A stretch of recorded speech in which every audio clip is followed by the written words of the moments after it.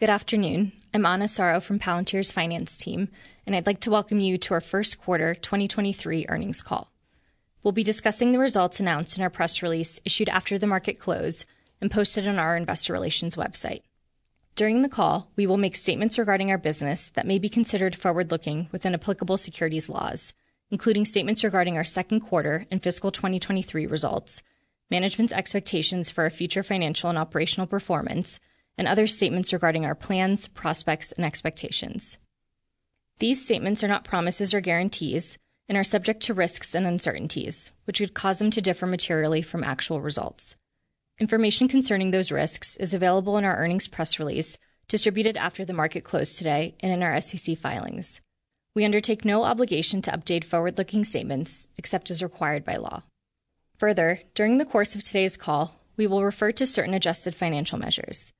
These non-GAAP financial measures should be considered in addition to, not as a substitute for or in isolation from, GAAP measures. Additional information about these non-GAAP measures, including reconciliation of non-GAAP to comparable GAAP measures, is included in our press release and investor presentation provided today. Our press release, investor presentation, and SEC filings are available on our investor relations website at investors.palantir.com. Over the course of the call, we will refer to various growth rates when discussing our business. These rates reflect year-over-year comparisons unless otherwise stated. Joining me on today's call are Alex Karp, Chief Executive Officer, Shyam Sankar, Chief Technology Officer, Dave Glazer, Chief Financial Officer, and Ryan Taylor, Chief Revenue Officer and Chief Legal Officer. I'll now turn it over to Alex for opening remarks. On any normal earnings call where we have just been profitable and where we're going to be profitable for the next couple quarters, which opens up the possibility beyond the S&P, where the U.S. market grew by 28% and where we made $187 million in free cash flow. That would be the thing that was the most exciting. But in fact, what's most exciting about Palantir is we have our ability to launch products that are literally the only products on the market and that will, in fact, change your life and will determine who succeeds and who fails across enterprise, both government and commercial. The large language model revolution is one that will raise ships and sink ships. Of course, the profitability is important. Of course, the fact that we make free cash flow is important. But it's not nearly as exciting as our ability to invest our resources and our founder-led energy in using our things we have built to supply enterprises with an otherwise not available and in crazy high demand product. This is just one of the most exciting times to be at Palantir because you have the resources of a large, profitable enterprise company. So there is an issue with non-profitable tech. If you're powering the most important enterprises in the world, they want to know, can you provide the resources, the product we need tomorrow purely on a financial basis? But more importantly to us and to them, long-term is, can you help us disrupt our adversaries? Can you just help us disrupt our competitors? For me personally, can you have a product that will help the West win, especially our government, but also our commercial clients, so that we, in fact, are stronger than our adversaries? And in the last 20 years, there's never been a development like this. You have a technology that will allow you to outproduce, change the margin of your company, understand your business, react on the battlefield quicker, predict things on the battlefield in a way, collapse your enterprise so that the top and the bottom actually work together, preempt attacks, create software that is so obviously dominant that adversaries quiver and scurry away instead of attacking us or our allies. And there's one company in the world that is positioned. The issue of how do you have security, a data model or knowledge and wisdom that's proprietary interact with an external large language model or with generative AI is not new to Palantir. And that's why we're able to launch our platform AIP so quickly, the demand of which is nothing I've ever seen in 20 years of being involved in Palantir. And the reason the demand is high is people suspect that this will, if you wield these technologies correctly, safely, and securely, meaning extract the value in the context of your own enterprise, whether that's sensitive or non-sensitive or regulated or moderately regulated, you have a weapon that will allow you to win, that will scare your competitors and your adversaries. And we are in the unique position to supply that platform. And we have the resources, both because of our profitability, our $2.9 billion in the bank, our lack of debt, and quite frankly, our entrepreneurial, founder-led spirit at this company. Welcome to our earnings day. Thank you. As Alex highlighted, our company once again achieved GAAP profitability last quarter, including GAAP operating income for the first time. This marks another milestone in our company's sustained growth, ensuring that we will continue delivering results and impact for our partners for years to come, while also investing deeply in the transformational AI opportunities before us. We have been taking steps across the company in recent months to refocus our efforts and optimize on the parts of our business that will drive even further growth alongside sustained profitability. In Q1 2023, we generated $525 million in revenue. Due to the seasonality of our business, Q1 tends to be our slowest quarter. But despite that headwind and the difficult macroeconomic environment that the technology industry continues to face, our commercial business generated $236 million of revenue last quarter and achieved $176 million in TCV, a 70% year-over-year TCV increase. These strong results were driven primarily by the re-acceleration of our U.S. commercial business, which surpassed the $100 million revenue threshold for the first time with 26% year-over-year growth. We continue to see robust pilot starts and promising conversions, and we're also beginning to see the realization of our expansion strategy, meaning we're beginning to see meaningful growth and upsell opportunities with our newer customer base. Some notable examples include the expansion of our work with Hertz, who is using Foundry to more efficiently manage and operate its fleet of nearly 500,000 vehicles, and Jacobs Engineering, who is doubling down on our partnership to reduce costs and improve performance across plants. We also signed significant expansion agreements with the largest health system in the country for continued acceleration of our hospital operations efforts, and with one of the world's largest paper and packaging companies. Our U.S. commercial customer base, which stood at 155 at the end of Q1 2023, a seven-fold increase in customer count over just 2 years, presents an immense opportunity for continued expansion. While aspects of our international commercial business have been challenging in today's climate, we continue to focus on delivering transformational results to long-term customers. For example, BP, our customer of over a decade, recently shared that Foundry helped them reduce production costs by approximately 60% from $14 a barrel to less than $6 a barrel. We're also investing for growth in targeted industries and geographies, such as Korea, where I recently met with customers and saw our momentum there firsthand. This includes several strong pilot starts in the expansion of our work with Korea Shipbuilding and Offshore Engineering, focused on using Foundry to enhance safety and operational efficiency. Our government business generated $289 million in revenue, driven in large part by our U.S. government business, which grew 22% year over year. With strong conviction in our work on the ground and the critical missions we're delivering against, we continue to focus on building our U.S. government business for the long term, while acknowledging timing uncertainty in the short term. We're investing in delivering digital deterrence and AI-driven efforts around the world, from the Middle Eastern, Pacific, and European theaters. And with pressing global events, we continue to lean into our support for the U.S. and its allies across Eastern Europe. More broadly, as we look at opportunities across our company, we are strongly investing in AI efforts, with a focus on delivering the foundational systems and software architecture that will enable enterprises to leverage the power of the latest large language models and other machine learning technologies. We're already seeing unprecedented demand for AIP, and we are reorganizing our efforts aggressively to capitalize on the interest. We anticipate that these technologies will be transformational both for ourselves and for our customers, and we are positioned to meet the moment. I'll now turn it over to Shyam. Thanks, Ryan. This past February, overlapping with our last earnings call, I had the opportunity to visit Ukraine and witness the incredible speed with which the Ukrainian forces were able to employ AI on the battlefield. It was clear that the future has already arrived, and that future requires us broadly to rewrite roadmaps. It changes everything to some degree and some things completely. We all can either choose to join the disruptors driving this change, or we can be disrupted. From diffusion to large language models, the accelerating pace of AI development is awe-inspiring and exhilarating. But there are many challenges customers will encounter as they attempt to leverage this technology operationally at any scale.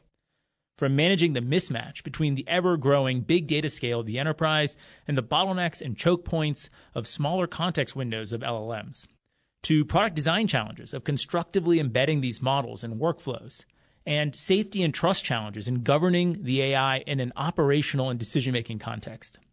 We are well ahead of the curve because we've built the frameworks, the infrastructure, and the software needed. We have already had to solve so many of the hard problems, including the development of deep expertise with the necessary intermediary scale data challenges required to effectively span the gap from big data to small LLM context windows. And there will be many surprises in who ultimately comes up as the winners and losers of all of this disruption. The AI models themselves, within months, have gone from cutting edge to quickly being commoditized.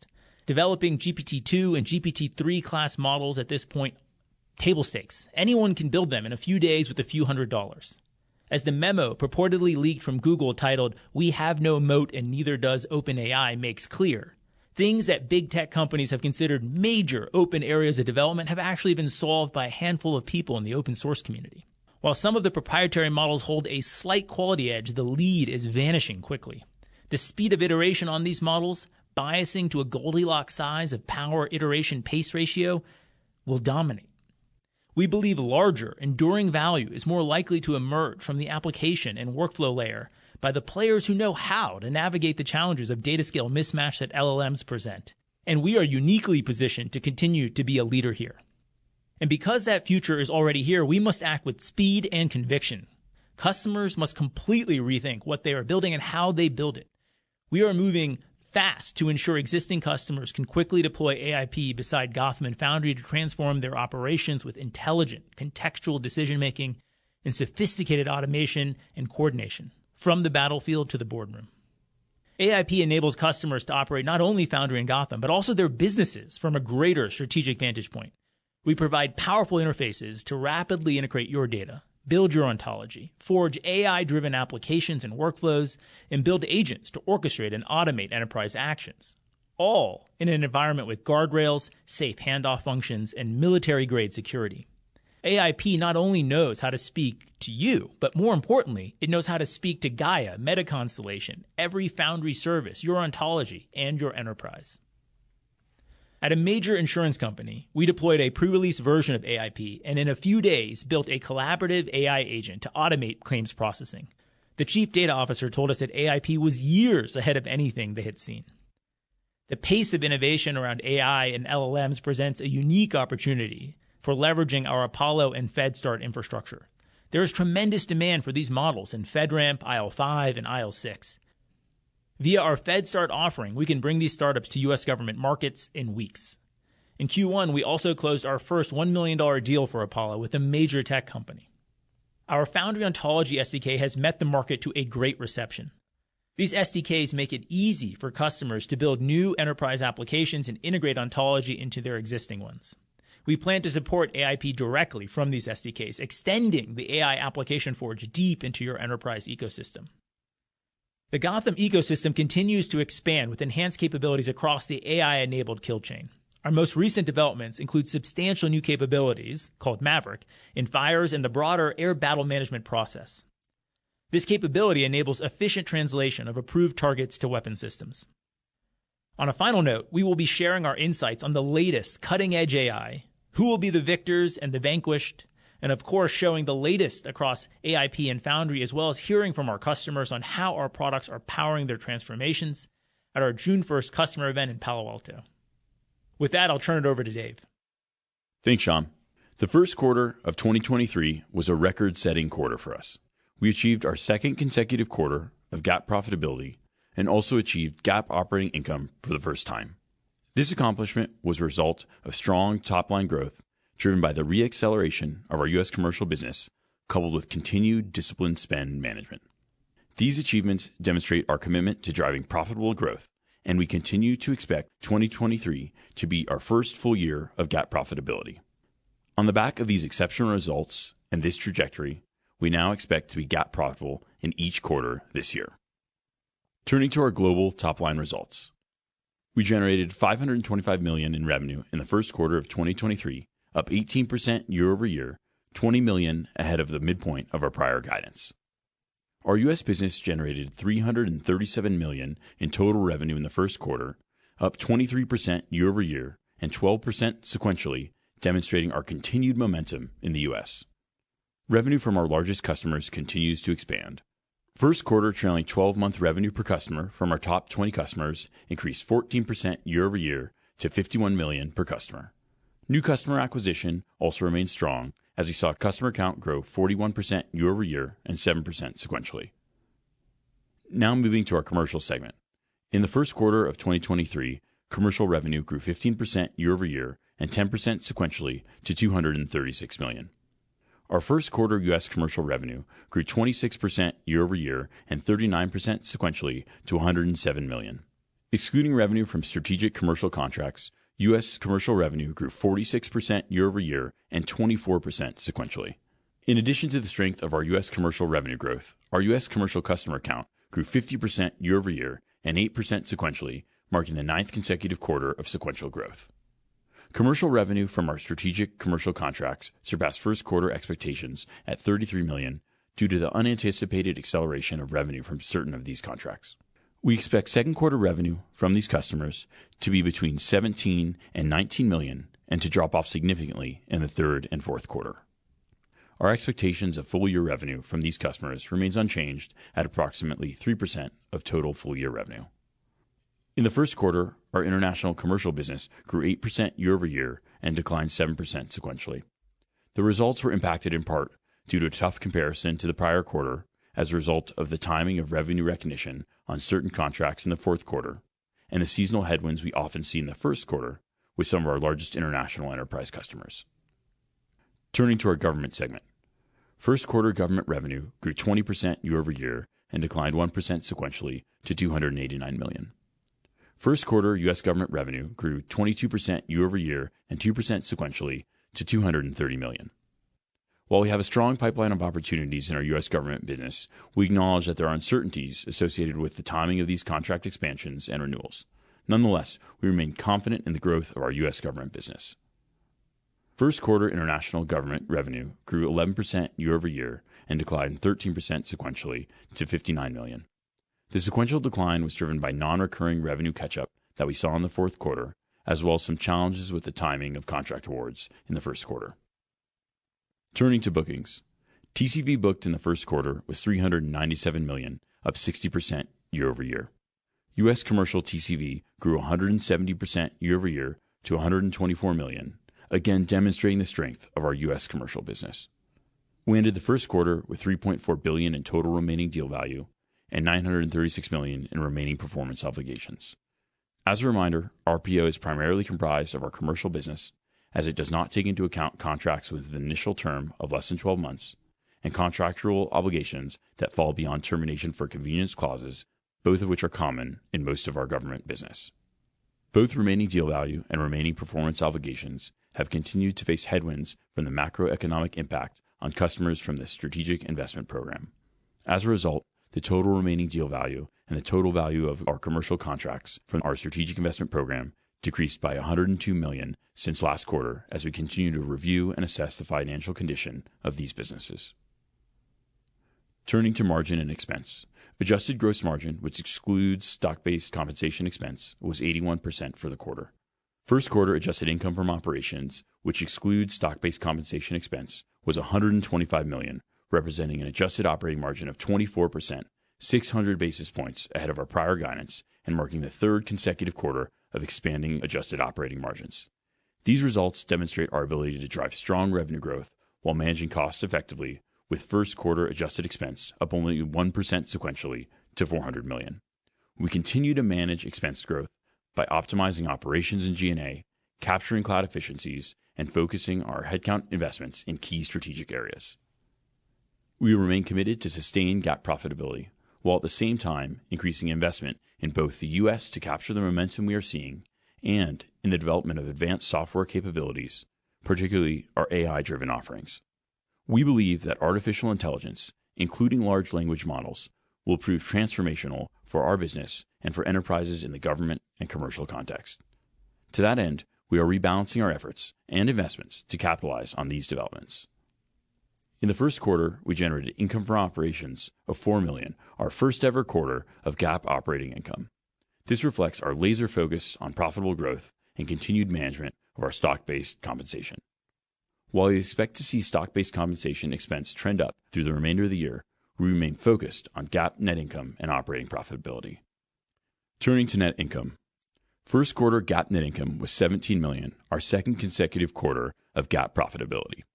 This was the result of our strong GAAP operating income, as well as interest income from our balance sheet and the narrowing of losses from investments. First quarter adjusted earnings per share was 5 cents, and GAAP earnings per share was 1 cent, our second consecutive quarter of positive GAAP EPS. We are extremely proud that we were able to continue to deliver GAAP profitability on a consistent basis. Additionally, our combined revenue growth and adjusted operating margin was 42% in the first quarter. We will continue to strive to achieve the Rule of 40 throughout 2023 and beyond. Turning to our strong cash flow in the first quarter, we generated $189 million and $187 million in adjusted free cash flow and cash from operations, respectively, each representing a margin of 36%. We ended the quarter with $2.9 billion in cash, cash equivalents, and short-term U.S. Treasury bills. We retain access to additional liquidity of up to $950 million through our $500 million revolving credit facility and $450 million delayed draw term loan facility, both of which remain entirely undrawn. Now turning to our outlook. For Q2 2023, we expect revenue of between $528 and $532 million, adjusted income from operations of between $118 and $122 million, and GAAP net income. For full year 2023, we are raising our revenue guidance to between $2.185 and $2.235 billion. We are raising our adjusted income from operations guidance to between $506 and $556 million, and we now expect GAAP net income in each quarter of this year. With that, I'll turn it over to Anna to start the Q&A. Thanks, Dave. We'll begin with a few questions from our shareholders before we open up the call. We received a lot of questions on AI and AIP. Alex, would you like to share some thoughts? Well, thank you for being here. I've been at the Palantir building since the beginning for 20 years.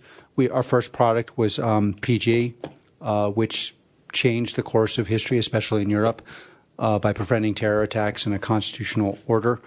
And that product basically is the only product for that use case in the world. And then we built a number of other products on the battlefield for special operators, Foundry, which needs no introduction.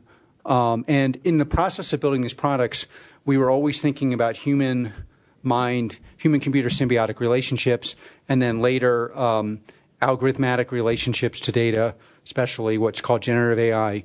And so we had built these precursor technologies since inception, and also biases. So how would you interact with an algorithm where you expose only the part of the enterprise that you want to expose, need to expose? How would you do a handoff when you're deciding to make a lethal decision?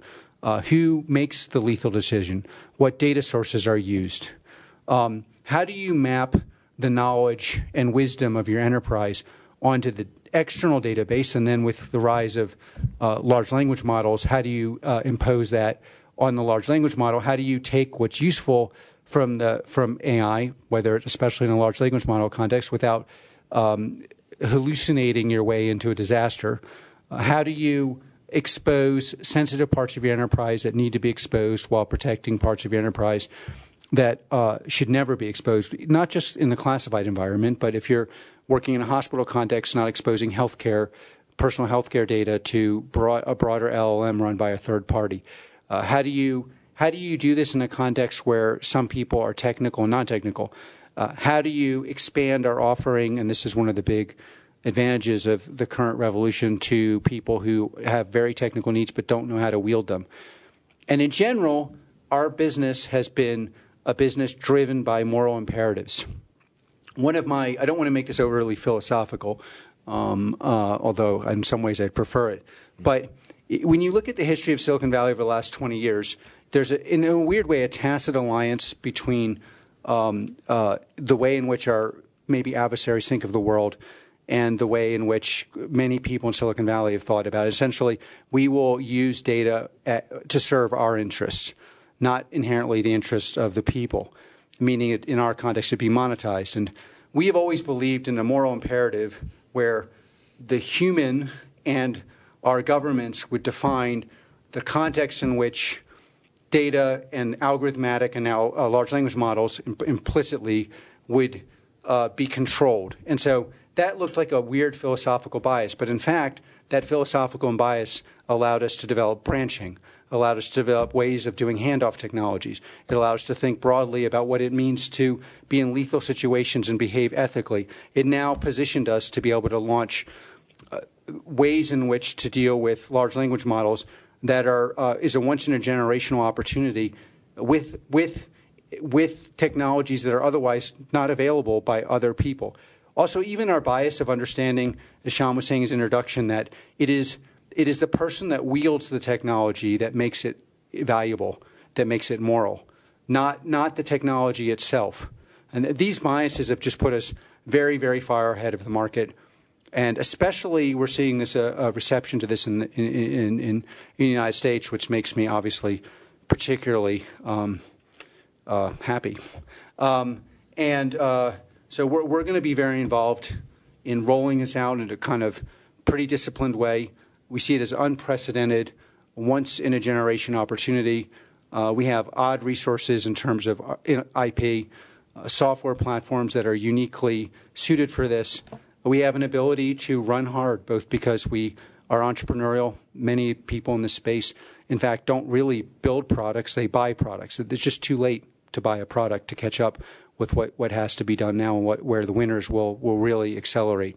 So we feel like we're in a, obviously our profitability is really important to us, particularly because as we begin to power more and more of the most important institutions in the world, it basically takes off the table the legitimate question, well, if your technology is so powerful, why can't you make any money?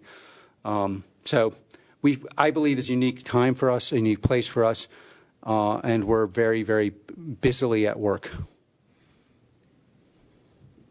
Thanks, Alex. We also received a few questions on GAAP profitability. Vishal and Rick ask, do you still expect to be GAAP profitable this year? Vishal, Rick, thanks for the question. In short, absolutely we do.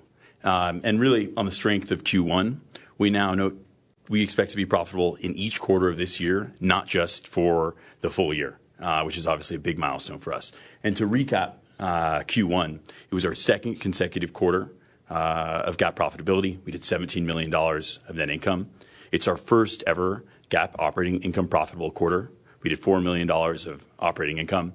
It's our strongest cash flow quarter ever, $189 million of free cash flow. And we did this all with the U.S. commercial business growing 39% sequentially.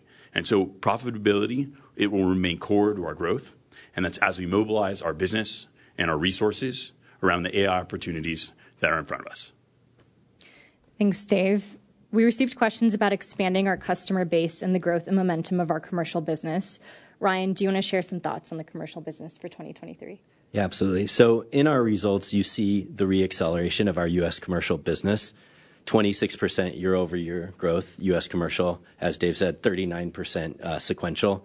Our customer count, which is now at 155 customers in our U.S. commercial business, grew 50% year-over-year. And the TCV closed in Q1 grew 170% year-over-year. That's on the back of pilot conversions, new pilots starting, and expansions at customers, as I highlighted earlier, such as Hertz, Jacobs Engineering, the largest health system in the country and one of the largest paper and packaging companies in the world, among other examples. We expect that momentum to carry forward, and as the U.S. commercial continues to become a larger and larger part of our overall business, that'll obviously have larger and larger impacts on our overall results and momentum as well. On top of that, we've highlighted AI presents an opportunity that is creating unprecedented demand for us. We can deliver against it in ways that no one else can, and we're running at that full speed, and we expect that momentum to continue in 2023 and beyond. Thanks, Ryan. Our next question is from Michael, who asks, with potential S&P 500 inclusion, how does that correlate with the company's prospects on profitability moving forward? I'm sure there's a prepared answer here, but I believe, I know that we are outsiders. And this outsider status is one of the main reasons we built all these products, because we never, ever thought anyone would buy our products except for that they were disruptive and unique. And that's in many, if you look at the products we built, but also in somehow our uncanny preparedness for this moment, it's because we approach this as we have to succeed under adverse conditions. And my interest in profitability is for obvious reasons, but it's also, I think, we'll just be in a much stronger position as it becomes clear that we qualify for participation in the S&P. And a lot of people look at us afresh, anew, and will begin to look closer at our strengths. But in any case, this is the outsider strategy is we are going to be profitable. We're going to, within the context of being profitable, we are going to take all resources and disrupt, especially in the US of A, and we are going to use the profitability to scale our business and to scale the attractiveness of our business to new investors. Thanks, Alex. Our next question is from Brent with Jefferies. Brent, please turn on your camera, and then you'll receive a prompt to unmute your line. Good afternoon. There were a lot of questions about in the quarter the backlog growth, significantly decelerated. Yet the comments about the overall business reaccelerating, you guys were clear about, and so there were questions around: were there any one-time milestone JV RevRec or SPAC contribution in the quarter that may have explained this? And can you just comment about the backlog growth versus the comments you said about reacceleration, because they don't really match up when we look at the numbers? Yeah, so happy to take that. And I think just to start off, when you're looking at reacceleration, I'd point to the U.S. commercial business is really driving our business forward and sort of where our focus is. And it did reaccelerate significantly in Q1, right? It was 26% year-over-year growth, 39% sequential. If you want to exclude SPAC revenue, it grew over 45% and grew 24% sequentially. So it's exceptional reacceleration. And then if you want to look at bookings, you can look at U.S. TCV up 170%. U.S. commercial TCV is up 170% year over year. So all the measures are there. I think I just let me give you a somewhat orthogonal answer to your question. We have a tale of two cities here. We have America, which is growing around 28%. It is now 64% of our business. 4 years ago, it was 37% of our business. We're absolutely disrupting in the US of A. International is growing around 10%, and that is becoming obviously a smaller part of our business. And so what I tend to see when I look at the numbers is, yeah, if we believe the U.S. we see the U.S. is growing, we see that U.S. is reaccelerating, although reaccelerating is the wrong word, because in fact U.S. commercial has been accelerating and accelerating, and it's just become a much bigger part of our business. And last not least, what's not in the numbers is I spend a lot of my time on the road. I'm talking to the U.S. customers.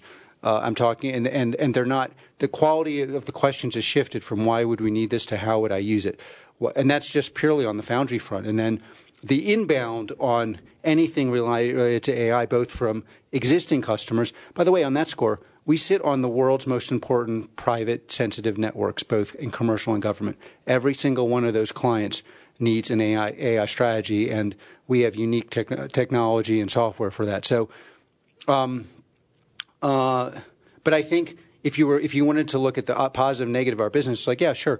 I do not expect international to grow much more than it is growing now.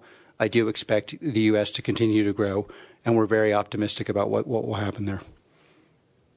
Thanks, Alex. Our next question is from Mariana with Bank of America.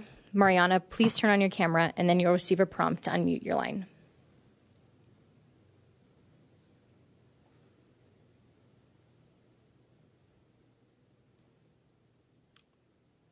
Mariana, can you hear us? Hello? You hear me? Yep. Ken. Oh, perfect. I'm Charles with technology still. There. I am muted. Okay. My question is about the. We can't hear you. Oh, sorry, Mariana, you're cutting out.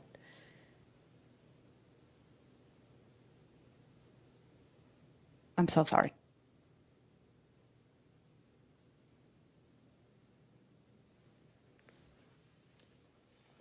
No problem. We can just move on. Our next question is from Keith with Morgan Stanley. Keith, please turn on your camera, and then you'll receive a prompt to unmute your line.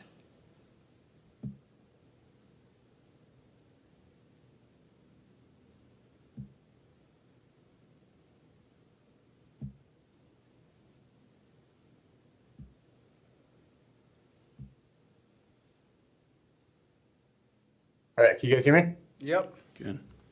Excellent. So we talked a lot about accelerating U.S. commercial business, reorienting the company to a certain extent for this commercial opportunity with the AI platform. Two questions. One, can you talk to us a little bit about changes that you're looking to make in the go-to-market for this AI platform? Any sense you could give us in terms of how you're looking to price the platform? What's sort of like the initial conversations been like, and what do you think the pricing modality is going to be like around that AI platform? And then the last question on GAAP profitability. This quarter, you did have a pull forward of revenues that kind of helped the commercial business, helped the overall profitability. To some sense, you got to make that up a little bit in Q2 and Q3. Are there any like tactical things that you're doing or cost reduction initiatives that you're putting in place to ensure that GAAP profitability to offset that pull forward, that upfront revenue recognition you saw in Q1? I'll take the AI thing, and Shyam, maybe you want to add something, and then you can talk about all of our various strategies to be more and more efficient. No, our basic, it's counterintuitive, but we're gonna within the context of remaining profitable. Our strategy on AI is to just take the whole market. We have no pricing strategy. We're going to create a lot of value. We're going to get hundreds of customers, and we will price it as we go. One of the things we've seen over and over again is when you're ahead of the market, you need to take territory. We want to take territory for two reasons. One, we believe we have the only product currently on the market that can solve some of these intricate technical needs. Two, we've spent years building certain things, like how do you manage knowledge systems across algorithms, across security interests. We know how hard it is to build this. We believe that it will take years for people to build these things. And three, because as we take territory, we educate the market, and the market, quite frankly, many analysts believe this stuff is really easy.